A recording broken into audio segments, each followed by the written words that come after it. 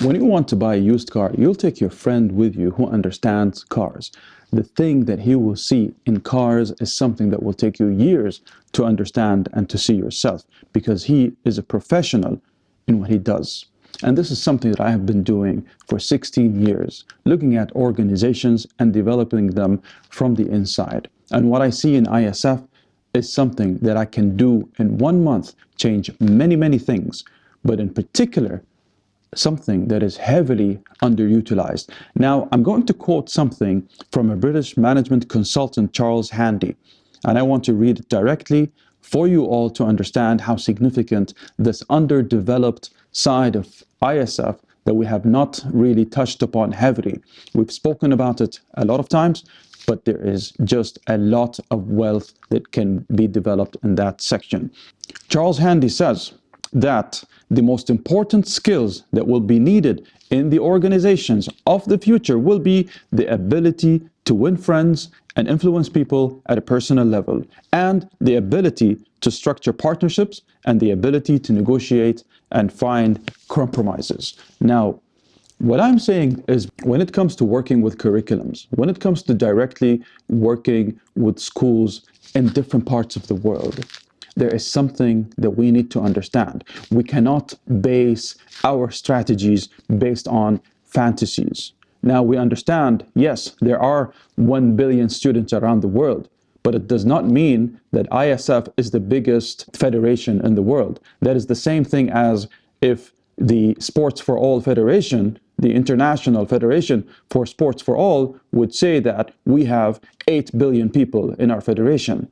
We need to be a bit more realistic, and we need to work with what we have, and we need to develop with what we have, and understand that if we open up a shop in Champs-Élysées in France, LV or whatever, I can't go to children in different parts of the world and tell them this shop is inclusive, and if you have money, come and buy. That's not the strategy that I want to build. We need to be a bit more realistic. We have a lot of countries that are in need for us to approach them without opening up a shop and waiting for them to come. And if they don't come, we'd say, well, at least our doors were open. That's not the proper way to move forward. Building partnerships with proper partners who are ready to work with us to develop various levels at a local level. We need to travel to the countries that are in need. We need to travel to our children, to our students who are in need, and work with them and understand and speak to them and listen to them and understand exactly what is it that need help. What is it? How can we help? Now, if we have parts of the world that are rich in cash, if we have parts of the world that have funds, multi-billion-dollar funds, two of them that I have met today morning that are ready to partner with us, because we understand that this is their strategy and they want the proper partner to work with. If they are ready to work with us and to work with me, now why aren't we working with them?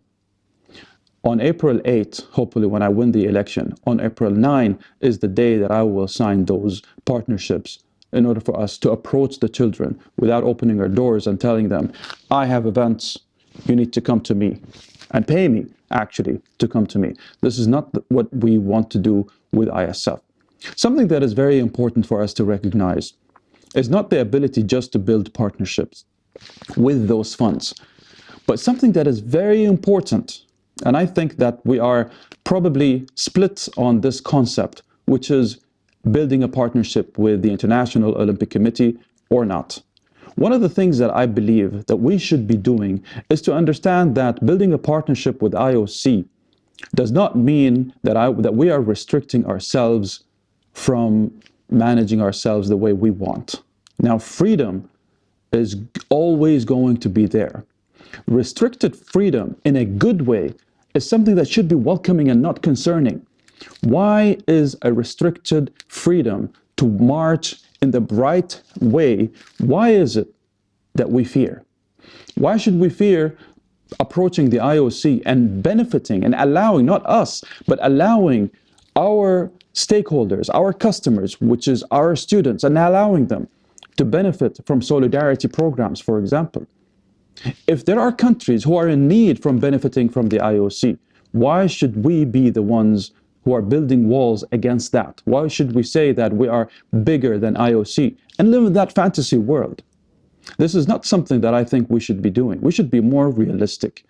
We should actually approach those who are in need without us telling them that our doors are open and you can call us at any time.